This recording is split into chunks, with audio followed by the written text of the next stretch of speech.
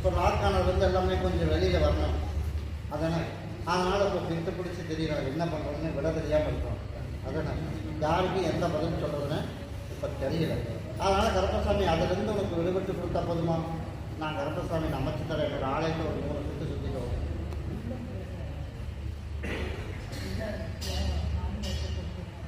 அதை நான் பார்த்துறேன். முதல்ல லாக்கான நீ முதல்ல போனதெல்லாம் பிடிச்சிருவோம்.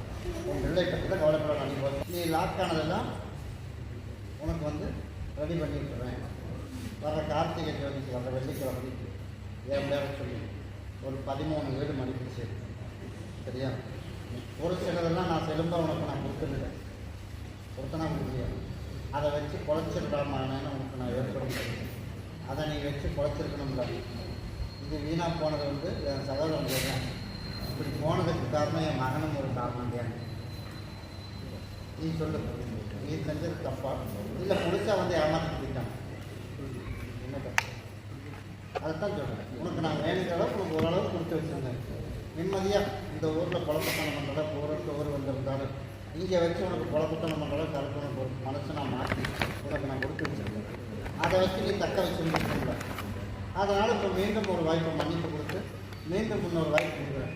அதனால் இதில் கவனமாக இருந்து குறைக்கணும் அப்படின்னா அடுத்த 2.5 வருஷத்துக்குள்ள பழைய நிலைமைக்கெல்லாம் நடந்துருக்கு பேர் சொல்கிற அளவு கருத்து வளர்த்தி விட்டேன்.